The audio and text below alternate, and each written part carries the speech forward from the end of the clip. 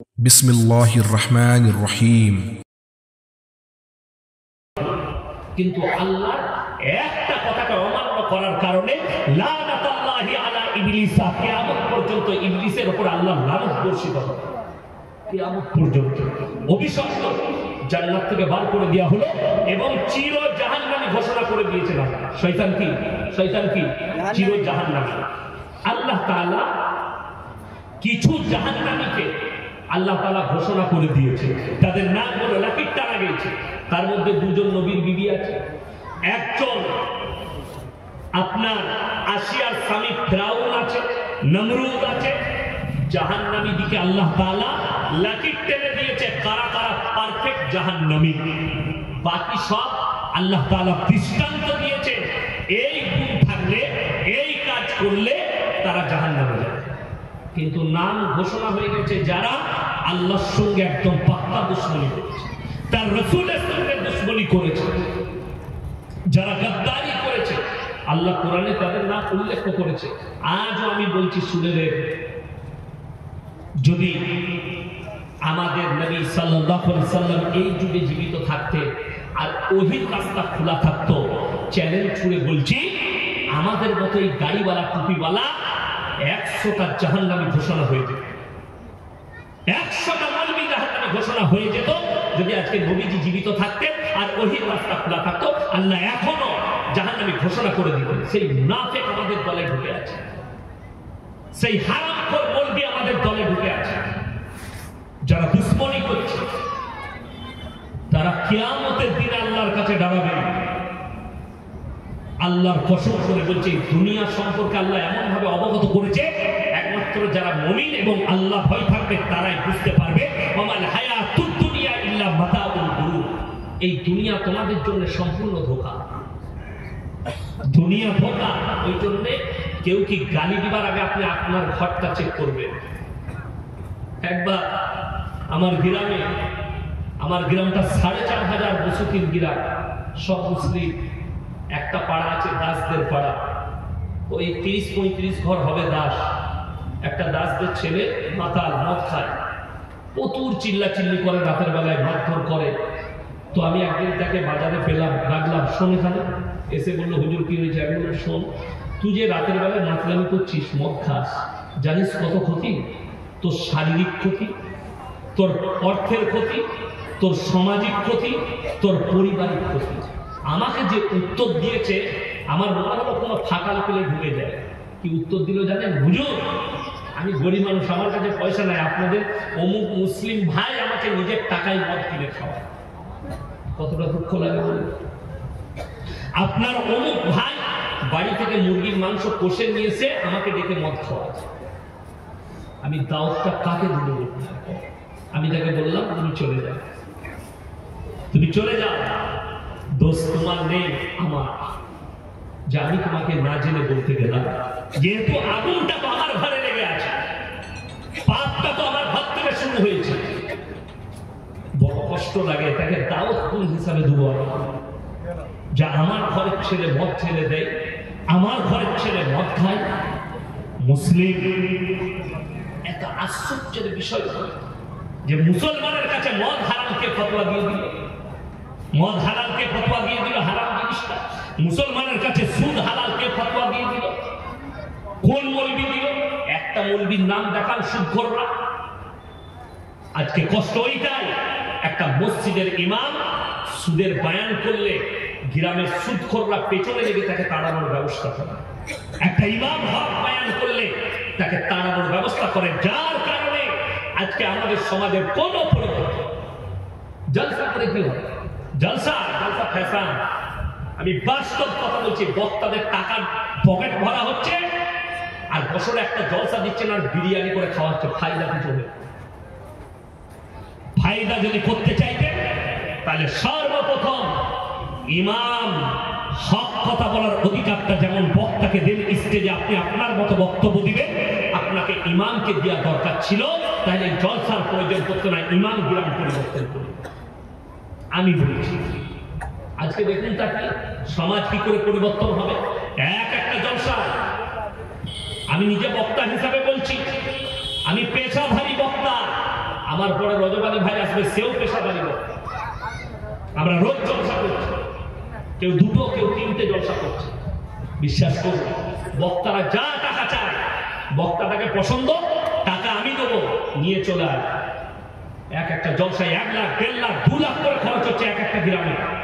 বক্তাদের পিছনে 60,000, 70,000, 1 লাখ পর্যন্ত খরচ করছে। সারা রাতে 3টে বক্তা, 3,90,000 টাকা অগ্রিম পেড করে দিচ্ছে। কিন্তু একটা বেচারা ইমাম যে তোমার বাপের জানাজার নামাজ পড়াবে, যার পেছনে ইক্তাদাই তুমি হাজার ইমাম করো, সেই ইমাম বছরে একবার দাঁড়িয়ে মেম্বারে বলছে জুম্মার দিনে, ভাই গ্রামবাসী, মসজিদ কমিটি, আপনাদেরকে অনুরোধ করছি, আমি আজকে 5 বছর আছি, আমার 7,000 বেতন, 1,000 টাকা বেতন বাড়ালে একটু আপনারা ভাবনা চিন্তা করবেন। তখন কমিটি বলছে মিটিং না, ইমামের বেতন বাড়াতে হবে। মিটিংয়ে কেউ কেউ বলছে বাড়িয়ে কি করবে, অত বেতন নিয়ে কি করবে। ঠিক বললাম না ভুল বললাম? আজকে কমের হালত ওই জন্য খারাপ, একটা ইমামকে 10,000 বেতন দিতে গায়ে লাগে, কিন্তু 30,000-এর বক্তা আনতে গায়ে লাগে। ওই জন্য কমের উন্নতি নেই। এই কুটা হরিপাল্লয় হুগলি ডিস্ট্রিক্টে একটা মাদ্রাসাওয়ালা যদি আমাকে প্রমাণ দিতে পারে যে কোন গ্রাম কমিটি এসছে, মসজিদ কমিটি, গ্রাম থেকে, যে মসজিদে কোন কোন লোক কমিটিতে থাকতে পাবে, একটা শর্ত লিখে দিয়ে দেন, কি কি শর্ত থাকলে মসজিদের সেক্রেটারি কমিটি হয়। এই মাদ্রাসাওয়ালা মৌলবি যদি থাকে, কেউ আমাকে প্রমাণ দেন যে অমুক গ্রাম থেকে এসছে, কেউ আসে। আর আমি বলছি, যদি আপনারা আলেমদের কাছে, হুজুরদের কাছে শর্ত নিতে চান, হুগলি ডিস্ট্রিক্টে যদি 1000 মসজিদ থাকে, 900 মসজিদের মতওয়ালির নামটা কাটা যাবে, সেক্রেটারির নাম থাকতেই পাবে না। কেন? তাদের কাছে 3টে শর্ত পাওয়া যাবে না। 3টে। নাম্বার 1, ইমামের অবর্তমানে নামাজ পড়াবার যোগ্যতা থাকতে হবে। নাম্বার 2, তাকে 5 ওয়াক্তের নামাজি মুসল্লি হতে হবে। নাম্বার 3, সে যেন হক পথে চললে वाला হয়। আমার বর্ধমানে চলুন, আমি জায়গার নাম রেকর্ডিং হচ্ছে তো, তারা গাল দিবে। সেই গ্রামে মসজিদের পাশে পুকুর আছে, মসজিদের পুকুর, 40টা তাল গাছ আছে। একটা সাধারণ লোক মসজিদের সেক্রেটারি, মুসল্লি কটা জানে মসজিদে? 3টে। ফজরের সময় একটা, জোহরে আসরে 3টে করে মুসল্লি, ইমাম আর 3টে মুসল্লি। গ্রামে ঘর আছে 300, কিন্তু মুসল্লি আছে 3টে। কত উন্নতি গ্রাম আপনি বুঝে নেন। শুধু তাই নয়, ওই 40টা তাল গাছ, ওই সেক্রেটারি আদিবাসী ভাইদিকে এই গরমের দিনে কন্ট্যাক্ট দেয়, 3000 করে টাকা দিবি, তুই রস টাঙা, তারই বিক্রি করে। এরপর ওই মদ বিক্রি করা টাকা হারামখোর মসজিদে লাগাচ্ছে, আর সে প্রত্যেকদিন ফিরিয়ে 1 হাঁড়ি করে খায়। আমরা বললি খারাপ বলবি, সে শুনলে বুঝতে পারবে আমার বয়ানটা, যে হ্যাঁ আমার জন্যই বলেছে, একদম বাস্তব, তোমার জন্যই বলেছি, আমি তোমার নাম করিনি, পরিবর্তন হও। এই লোককে মসজিদের সেক্রেটারি রাখা শরীয়তে হারাম। এটা কে বুঝাবে সমাজকে? তাহলে সেই কওমের উন্নতি কি করে হতে পারে? যে গ্রামে একটা আলেম আছে, সেই মসজিদের সেক্রেটারি সর্বপ্রথম হক হচ্ছে ওই আলেম হক। টাকাওয়ালা নয়, পয়সাওয়ালা নয়, সম্পদওয়ালা নয়। গ্রামে আলেম আছে, সেই আলেমের প্রথম হক যে সে মসজিদের সেক্রেটারি হবে। কেন? সে হারাম হালাল দিন তোমার থেকে ভালো বুঝে, সব থেকে ভালো। কিন্তু আজকে দুঃখের বিষয়, দিন থেকে মেহরুম। আমরা খালি নামের মুসলমান আছি, কাজের মুসলমান খুঁজে পাওয়ার দুর্দায় হয়ে দাঁড়িয়েছে আমাদের সমাজের মধ্যে। কাজের মুসলমান না। ওই জন্য আমার বন্ধু, আমার ভাই, আপনাদেরকে অনুরোধ করে বলছি, ইমানদারির সঙ্গে বলুন, লটারির টিকিট হারাম না হালাল? হারাম। আপনাকে আমি হরিপাল বাজারে দেখাবো, মুসলমান লটারি কাটছে, মুসলমান লটারি বিক্রি করছে। ঠিক বললাম না ভুল বললাম? তাহলে কোনোদিন মৌলবীকে জিজ্ঞেস করলো না, হুজুর আমি লটারি ব্যবসা করছি, লটারি ব্যবসাটা হালাল না হারাম? অথচ সেই লোক জুম্মার দিনে নামাজ পড়তে আসে মসজিদে। ঠিক বললাম না ভুল বললাম? তাইলে তুমি যে ইমামের পেছনে নামাজ পড়ছো, অথচ একদম পাক্কা হারাম ব্যবসা করছো। 5 ওয়াক্তের নামাজ পড়া ফরজ না ফরজ না?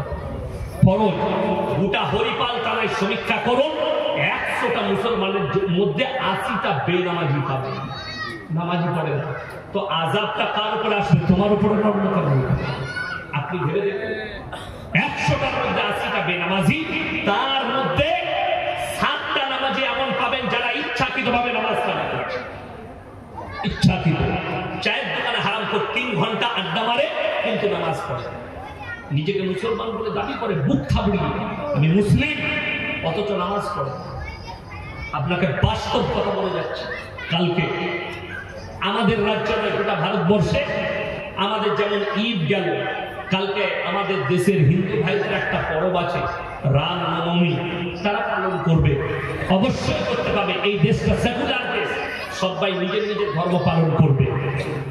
অনেক মুসলিমদের অভিযোগ শুনেছি, আমার মসজিদের সামনে দিয়ে ডিজে নিয়ে পেরিয়ে গেছে, আমার মসজিদের সামনে জয় শ্রীরামের স্লোগান দিয়েছে। সে তার স্লোগান দিবে না, তোমার স্লোগান দিবে। একই গ্রামে বাস করছো, একই জায়গায় আমরা বসবাস করছি, অবশ্যই তোমার মসজিদের সামনে দিয়ে স্লোগান দিয়ে পেরুবে, অবশ্যই ডিজে বাজিয়ে পেরুবে। মুসলমানের অভিযোগ, আমার নামাজের ক্ষতি, আমার ইমানের ক্ষতি। হায়রে নেমো খারাপ মুসলমান, আপনি তাহলে আমার গাড়িতে চাপুন, জলসা শেষে আপনাকে আমি আজও দেখিয়ে দেবো চাঁদ রাত থেকে হাওড়া জেলায়, হুগলি জেলায়, বর্তমানে বীরভূমে কতগুলো জায়গায় চাঁদ রাত থেকে 3 দিন 4 দিন মুসলিমদের ছেলেরা ডিজে বাজাচ্ছে আর ড্যান্স করছে। তখন তোর ক্ষতি হয়? কথাটা বোঝাতে পারলাম না? পারলাম। মুসলিমদের ছেলেরা যদি বিশ্বাস না হয়, সালাম মোড় থেকে স্টার্ট করবে, ঈদের দিন থেকে কটা মসজিদের পাশে খালি ডিজে চলছে আর হারামখোররা ড্যান্স করছে, তখন তোমার ইমানের ক্ষতি হয় না? তখন তোমার নামাজের ক্ষতি হয় না? বড় কষ্টের বিষয়। ওই জন্য বলছি, তোমরা নিজেদের ঘরে নিজের আগুন ধরিয়েছো। আজকে তুমি বলছো গান বাজনা হারাম, আমি আপনাকে পশ্চিম বাংলায় বেশিরভাগ জেলায় দেখিয়ে দেবো মুসলিমরা নিজেদের ছেলে মেয়েদের বিয়েতে গান বাজনা করছে। ঠিক বললাম না? ভুল বললাম? আলহামদুলিল্লাহ, হুগলি ডিস্ট্রিক্টে বেশিরভাগ জায়গায় হয় না, হয় ভালো, বেশি করে করবে লাভ। বলুন এরকম, মুসলিম তার সন্তানের বিয়েতে একটা মৌলবি যদি ফতোয়া দিতে পারে, আমি চ্যালেঞ্জ ছুড়লাম, 2 ঘন্টা স্টেজ আছে, কোনো বাপের বেটা মৌলবি থাকলে তাকে নিয়ে আসুন, সে খালি বলে দিবে ছেলে মেয়ের বিয়েতে গান বাজনা করা যায় না। আমি আর জীবনে সমাজের মুখে বক্তব্য দিব, চ্যালেঞ্জ ছুড়লাম, এটা জীবনে কথা রাখবো না, এটা চ্যালেঞ্জ ছুড়ে বললাম। কসম খেতে বললে কসম খাবো, খালি মৌলবিটাকে স্টেজে নিয়ে আসবো। আমি এক্ষুনি ঘর পালাবো, পয়সাও নেবো না, কাল থেকে মাদ্রাসায় বসে ক্লাস করবো আর জলসায় যাবো, আর জলসা করবো না যদি খালি হালাল ফতোয়াটা দিতে পারে কোনো বাপের বেটা মৌলবি। হারাম মুসলমান এটাকে পালন করছে, অথচ তারা নিজেকে মুসলিম বলে দাবি করছে। তুমি কাকে গালি দিচ্ছ? তুমি গান বাজনা করলে তোমার নামাজের ক্ষতি নয়, তোমার ইমানের ক্ষতি নয়, আর একটা অমুসলিম ভাই তার ধর্ম পালন করলে তোমার ক্ষতি হবে, তোমার গায়ে লাগে।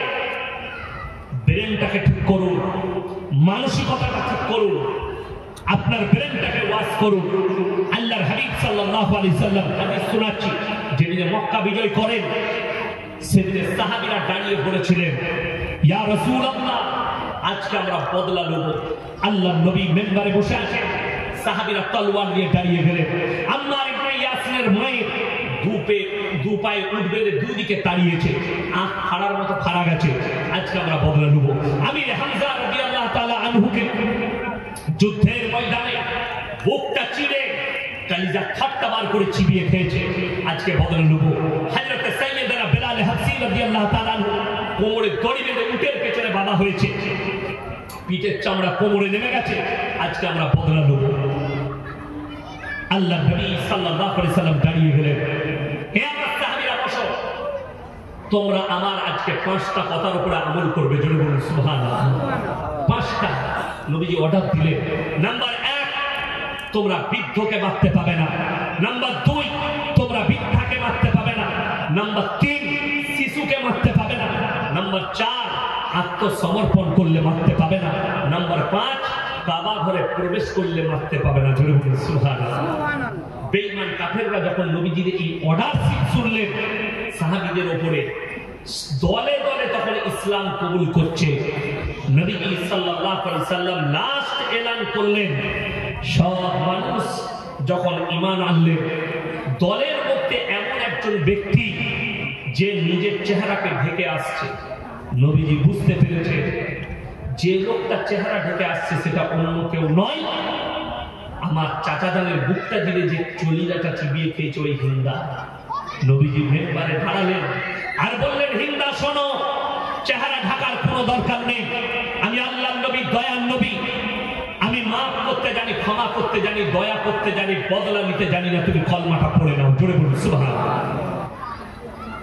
তারপরে নবীজি এলান করলেন, হে মুখতার বেঈমান কাফেররা, তোমরা নির্ভয়ে নির্দ্বিধায় নিজের নিজের ধর্ম পালন করবে, তোমাদেরকে কেউ বাধা দিবে না, জোরে বলুন সুবহানাল্লাহ। এটা নবীজির শেষ এলান ছিল। কিন্তু বেশিরভাগ লোক ইসলাম কবুল করেছিলেন রাসূল আকরাম সাল্লাল্লাহু আলাইহি সাল্লামের আখলাক আর চরিত্র দেখে। নবীজি বললেন, তোমরা দেখো না, তোমরা মুমিন হতে পারবে না রাসূলের হাদিস ততক্ষণ পর্যন্ত যতক্ষণ পর্যন্ত তোমার কাছ থেকে তোমার প্রতিবেশী সুরক্ষিত হবে, তোমার পাশের লোককে সুরক্ষা পেতে হবে, তোমার পাশের বাড়ির লোককে সুরক্ষা দিতে হবে। আল্লাহ নবী বললেন, তোমরা দেখো না তোমার বাড়ির পাশে কে বসবাস করছে, সে হিন্দু হোক, দলিত হোক, আদিবাসী হোক, খ্রিস্টান হোক, শিখ হোক, ঈসাই হোক, সে যদি ক্ষুধার্ত হয় খাবার দাও, বস্ত্রহীন হলে বস্ত্র দাও, বিপদে পড়লে পাশে দাঁড়াও। এটাই ছিল রাসূল সাল্লাল্লাহু আলাইহি সাল্লামের আদর্শ। আল্লাহ নবী এই কথাও বলেছে, তোমরা তোমাদের বাড়ির দেওয়ালকে এতটা উঁচু করো না তুমি তার গরিবের গরিবটা না দেখতে পাও, তার গরিবটা দেখতে পেতে হবে। ওই জন্য মুসলমান, আগে আপনি হালাল পথে আসুন, তাহলে দেখবেন না আপনার কাছ থেকে কেউ কষ্ট পাবে, না আপনি কারোর দ্বারা কষ্ট পাবেন। আল্লাহ নবী সাল্লাল্লাহু আলাইহি সাল্লামকে যারা পাথর মেরেছে, নবীজি তাদের জন্য দোয়া করেছে। আল্লাহ রাসূলকে যারা গালি দিয়েছে, নবীজি তাদের জন্য দোয়া করেছে। তায়েফের মাটিতে রাসূলকে রক্তাক্ত করেছে বেঈমান কাফের। জিবরিল আমিন বললেন, ইয়া রাসূলুল্লাহ, আপনি যদি একবার হুকুম দেন আমি একটা পর মারব, পৃথিবীটা 7 ভাগ ধ্বংস হবে। নবীজি বললেন, হে জিবরিল, শুনে নাও, আমি চাই না যে আমার উম্মতি ধ্বংস হয়ে যায়, আমি চাই তারা যেন আমার প্রতি ঈমান আনয়ন করুক। আমি কালকে আবার যাবো তাদেরকে দাওয়াত দিতে, জোরে বলুন সুবহানাল্লাহ। আল্লাহর হাবিব সাল্লাল্লাহু আলাইহি সাল্লাম আখলাক দেখিয়েছে। আপনার আমার কাছে চরিত্র কই, আখলাক কই। যদি আখলাক থাকে, আপনার কাছ থেকে কেউ কষ্ট পেতে পারে না, আপনার ব্যবহারে কেউ কষ্ট পেতে পারে না। আপনার ভাষা, আপনার ব্যবহার, আপনার আখলাক, আপনার চলাফেরা। আজকে আমরা নামে মুসলমান থেকে গেছি, আদর্শতে বেঈমান কাফের ইহুদি নাসারাদের কালচার। রাসূল সাল্লাল্লাহু আলাইহি সাল্লামের হাদিস, আখিরি জামানা যখন আসবে তখন তোমরা দেখতে পাবে প্রথম আলামত হবে তারা আল্লাহর ঘর মসজিদের ভেতরে দুনিয়াদারির কথা বলতে শিখবে। এখন লোকে দুনিয়াদারির কথা বলছে না, বলে মসজিদের ভেতরে। কিয়ামতের আলামত এসে গেছে, ওটা একটা আলামত। নাম্বার 2, বুখারী শরীফের হাদিসে আছে যে কিয়ামতের আলামতের মধ্যে ওটা একটা আলামত, যখন পুরুষ নারীর রূপ ধারণ করতে লাগবে আর নারীরা পুরুষের রূপ ধারণ করতে লাগবে। আপনি হাজার মুসলিম যুবককে দেখতে পাবেন টাউনশিপে, কানে বালি পড়ছে, হাতে বালা পড়ছে, চুলগুলো নারীদের মতো রাখছে, পোশাক পরিচ্ছদ নারীদের মতো করতে চাইছে, চেহারা নারীদের মতো করতে চাইছে। কিয়ামতের দিনে আল্লাহ দাঁড় করাবেন। হাদিসে আছে, নবীজি বললেন, এবং আল্লাহ প্রশ্ন ছুড়বে, তোমরা নারীর রূপ ধারণ করে দেখাও। আল্লাহ আমরা অক্ষম, আল্লাহ তাদেরকে জাহান্নামে দিবেন, তাদের জন্য কোনো সুপারিশ শোনাবে না। ওই মহিলা, যে মেয়ে নিজের রূপটা নারী থেকে পুরুষের মতো করতে চায়, চুলগুলো ববিকার, ছেলেদের মতো চুল কাটে, ছেলেদের মতো পোশাক পরিচ্ছদ পরে, ছেলেদের মতো প্যান্ট শার্ট পরবে, ওই নারীকে কিয়ামতের দিনে বলা হবে তোমরা পুরুষের রূপ ধারণ করে দেখাও। তারা বলবে আমরা অক্ষম, আল্লাহ তাদেরকে জাহান্নামের রাস্তা অতিক্রম করাবে, তাদের জন্য কোনো রাস্তা থাকবে না। আজকে ইহুদি নাসারা বেঈমানরা কামিয়াবি লাভ করেছে, আমরা না। আখরি জামানায় নবীজি বলেছেন, তোমরা দেখতে পাবে কিয়ামতের আলামতের মধ্যে সবথেকে মারাত্মক যেটা আলামত, সেটা বাঁদির পেটে মালিক পয়দা হতে শুরু হয়ে যাবে।